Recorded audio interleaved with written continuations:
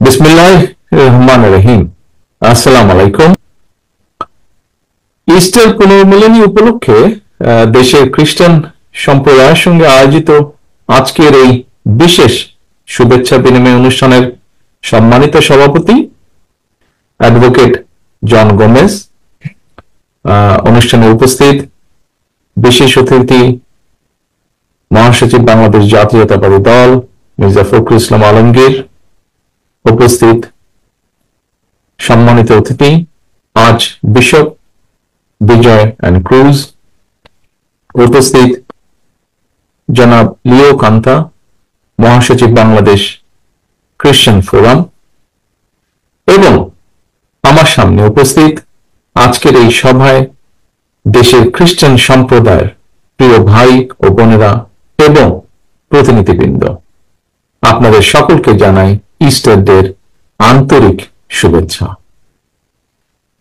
প্রিয় উপস্থিতিবৃন্দ, কিছুদিন আগেই খ্রিস্টান সম্প্রদায়ের মানুষেরা ধর্মীয় আবেগ উচ্ছ্বাসের মধ্যে দিয়ে ইস্টার ডে তথা যীশু খ্রিস্টের পুনরুত্থান দিবস উদযাপন করেছেন। সারা বিশ্বের খ্রিস্টান ধর্মাবলম্বীদের কাছে দিনটির বিশেষ সম্মান এবং মর্যাদা।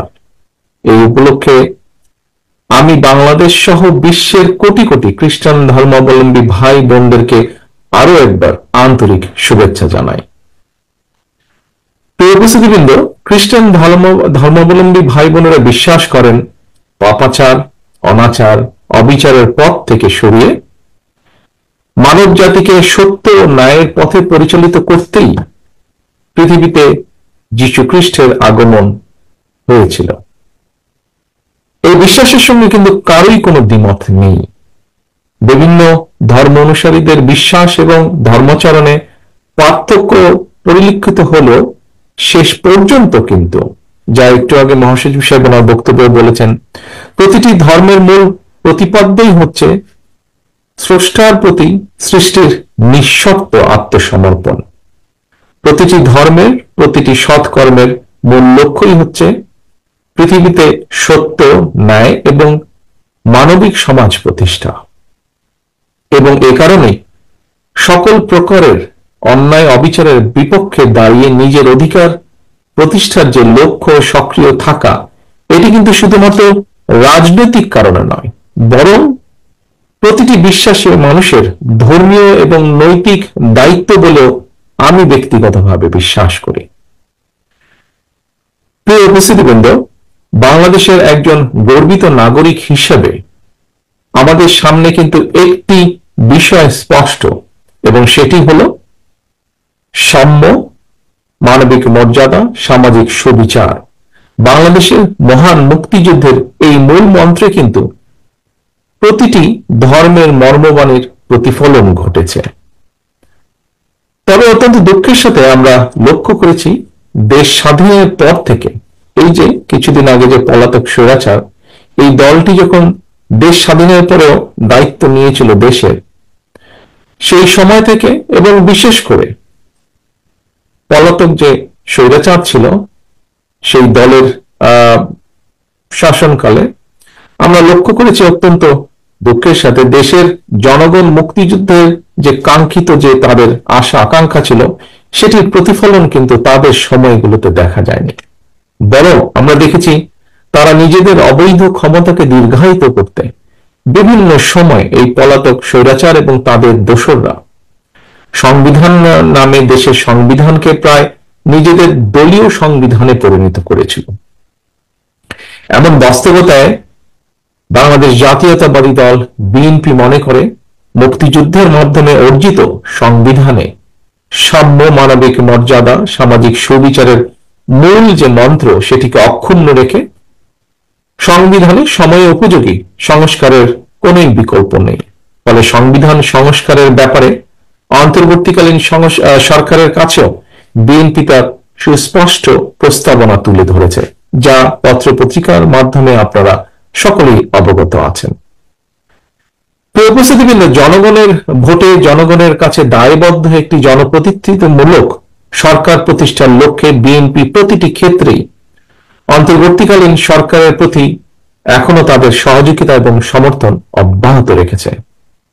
তবে রিসেন্টলি যদি আমরা খেয়াল করে দেখি, বিভিন্ন কারণে অন্তর্বর্তীকালীন সরকার তাদের দায়িত্ব পালনে সক্ষমতার পরিচয় দিতে পারছে কিনা এ নিয়ে সমাজের বিভিন্ন শ্রেণী পেশার মানুষের মধ্যে কিন্তু ধীরে ধীরে সংশয় সৃষ্টি হচ্ছে।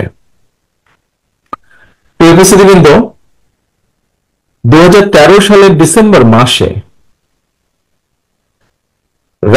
তৎকালীন র্যাব সদস্যরা ঢাকা মহানগর বিএনপির নেতা সাজিদুল ইসলাম সুমনকে গুম করে। আজ পর্যন্ত আমাদের এই সহকর্মীর হদিস আমরা পাইনি। স্বৈরাচারের শাসনকালে শুধু একজন সুমন নয়, সারা ঢাকা সহ সারা বাংলাদেশে এরকম অসংখ্য সুমনদেরকে গুম, খুন, অপহরণ করা হয়েছিল।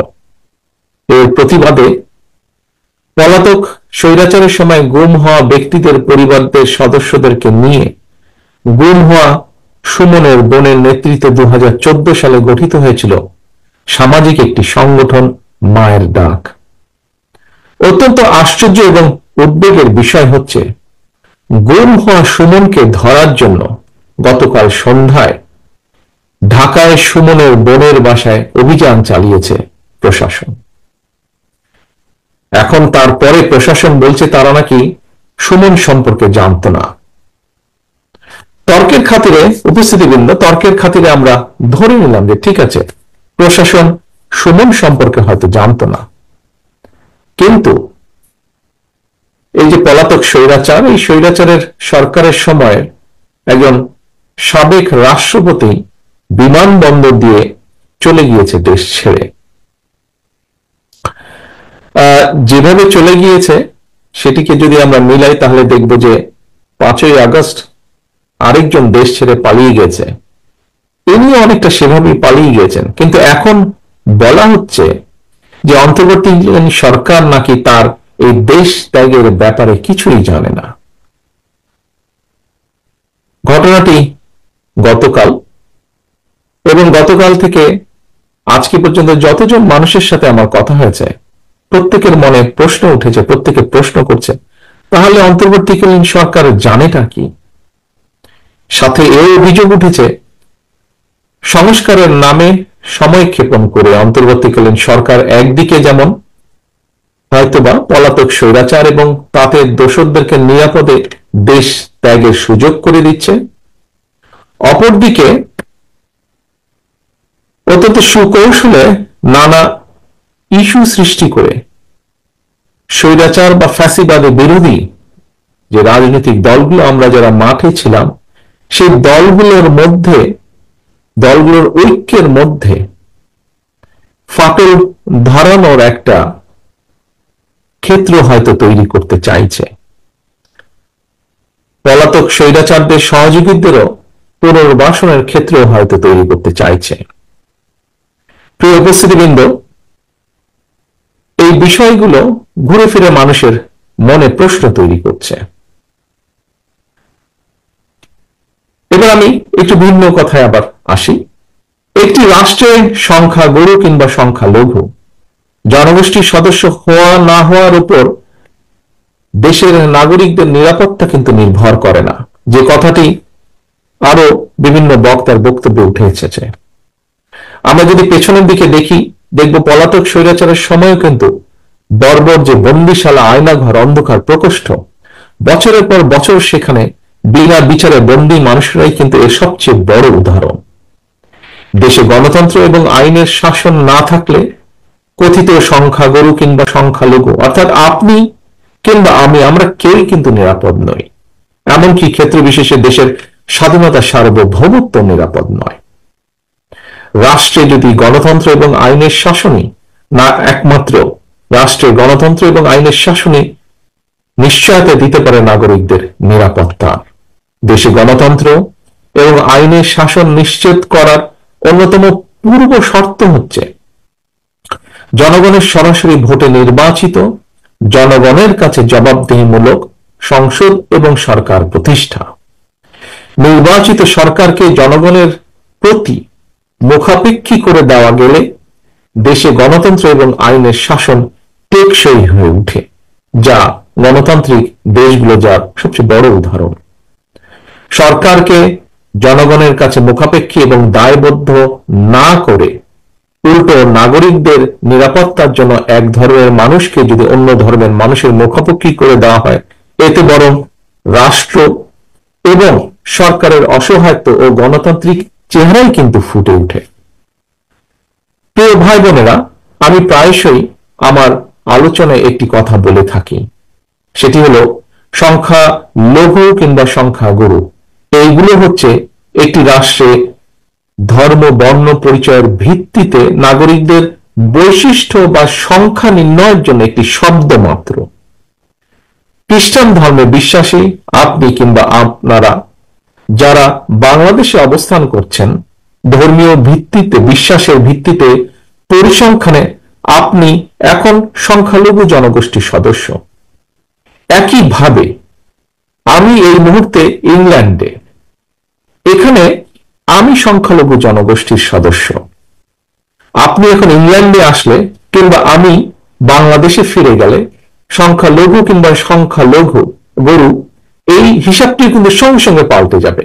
এর অর্থ আমাদের যার যার ধর্মীয় বিশ্বাস কিংবা অবিশ্বাস যাই থাকুক, ভৌগোলিক সীমাভেদে দিন শেষে আমরা একই মানুষ। কখনো আমরা কেউ সংখ্যালঘু, আবার কখনো আমরা কেউ সংখ্যাগুরু। কে সংখ্যালঘু কিংবা কে সংখ্যাগুরু কোন সভ্য রাষ্ট্রে এভাবে নাগরিকের পরিচয় নির্ধারিত হয় না। এ কারণেই আমি বলে থাকি, একটি আধুনিক রাষ্ট্র এবং সমাজে দেশের জনগোষ্ঠীকে সংখ্যাগুরু কিংবা সংখ্যালঘু হিসাবে বিবেচনা করা বৈষম্য সৃষ্টি এবং একটি অমার্জনীয় অপরাধ। প্রিয় উপস্থিতিবৃন্দ, সম্মানিত নেতৃবৃন্দ, 1971 সালে মুসলমান, হিন্দু, বৌদ্ধ, খ্রিস্টান, বিশ্বাসী, অবিশ্বাসী কিংবা সংশয়বাদী আমরা সকলে মিলেই কিন্তু মুক্তিযুদ্ধ করে বাংলাদেশের স্বাধীনতা অর্জন করেছি। একইভাবে কিন্তু খেয়াল করে দেখবেন, গত 1.5 দশকে স্বৈরাচার ফ্যাসিবাদ বিরোধী যে আন্দোলন, সেখানেও প্রতিটি ধর্মের মানুষের অংশগ্রহণ ছিল। আজকের অনুষ্ঠানের সভাপতি থেকে শুরু করে বিভিন্ন ব্যক্তি আপনারা যারা বক্তব্য রেখেছেন, আপনাদের বক্তব্যে এই বিষয়টি ফুটে উঠেছে সম্পূর্ণভাবে।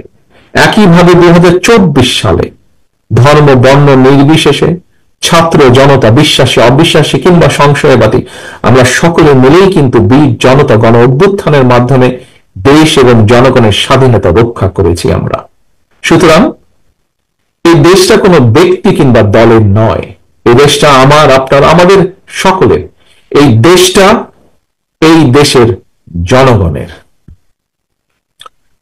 প্রিয় খ্রিস্ট ধর্মাবলম্বী প্রিয় ভাই ও বোনেরা, ফ্যাসিবাদী জননী, স্বৈরাচারের জননী দেশ ছেড়ে পালানোর পর ধর্ম বর্ণ নির্বিশেষে প্রতিটি বাংলাদেশী নাগরিকের সামনে দেশে গণতন্ত্র, সুশাসন, মানুষের অধিকার প্রতিষ্ঠার এক অপার সুযোগ তৈরি হয়েছে। ঐক্যবদ্ধভাবে আমাদেরকে অবশ্যই এই সুযোগটিকে কাজে লাগিয়ে একটি বৈষম্যহীন, গণতান্ত্রিক, ইনসাফ ভিত্তিক মানবিক রাষ্ট্র ও সমাজ প্রতিষ্ঠার জন্য কাজ করতে হবে। এবং সেটি প্রতিষ্ঠার জন্য আমি ব্যক্তিগতভাবে একজন রাজনৈতিক কর্মী হিসেবে মনে করি এখনই শ্রেষ্ঠ সময়। রাষ্ট্র গণতান্ত্রিক না হলে, রাষ্ট্রে সরাসরি জনগণের ভোটে নির্বাচিত, জনগণের কাছে জবাবদিহিমূলক সরকার প্রতিষ্ঠিত না থাকলে জনগণকে কি ধরনের নির্মম পরিণতি ভোগ করতে হয় বিগত 1.5 দশকের বেশি সময়কালীন ফ্যাসিবাদ স্বৈরাচারী শাসন শোষণ এর সবচাইতে বড় প্রমাণ। প্রিয় উপস্থিতিবৃন্দ, মঞ্চে উপস্থিত সম্মানিত রাজনৈতিক এবং ধর্মীয় নেতৃবৃন্দ, সুতরাং ভবিষ্যতে আর কোন ষড়যন্ত্র যাতে বাংলাদেশকে গণতান্ত্রিক যাত্রা পথ থেকে বিচ্যুত করতে না পারে, সেজন্য আসুন আমরা যে যার অবস্থান থেকে ভূমিকা রাখি। এই ভূমিকা রাখার জন্য আপনাদের উপস্থিত প্রতিটি মানুষকে, যারা আমার সামনে আজকে উপস্থিত আছেন অথবা অনলাইনের মাধ্যমে যারা সংযুক্ত আছেন, প্রতিটি মানুষকে আমি আহ্বান করব, অনুরোধ রাখব। প্রিয় ভাই বোনেরা, আপনারা ইতিমধ্যেই জেনেছেন মহাসচিব সাহেবও ওনার বক্তব্যে উল্লেখ করেছেন, গতকাল বৃহস্পতিবার রোমান ক্যাথলিকদের প্রধান ধর্মীয় গুরু নির্বাচিত হয়েছেন লিও চতুর্দশ। আজকের এই অনুষ্ঠান থেকে নবনির্বাচিত পোপকে আমরা আন্তরিক অভিনন্দন জানাই। আসুন আমরা সকলে প্রত্যাশা করি, আশা করি, যুদ্ধ এবং ঝঞ্ঝা বিক্ষিপ্ত এই বিশ্বে তিনি জনগণের মধ্যে শান্তি ও স্বস্তির বার্তা ছড়িয়ে দিবেন। আপনাদের আজ এবং আগামী হোক আরো সুন্দর এবং নিরাপদ, এই প্রত্যাশা রেখে আমার বক্তব্য শেষ করে আপনাদের কাছে বিদায় নিচ্ছি। আল্লাহ হাফেজ। বাংলাদেশ জিন্দাবাদ, বাংলাদেশ জাতীয়তাবাদী দল জিন্দাবাদ।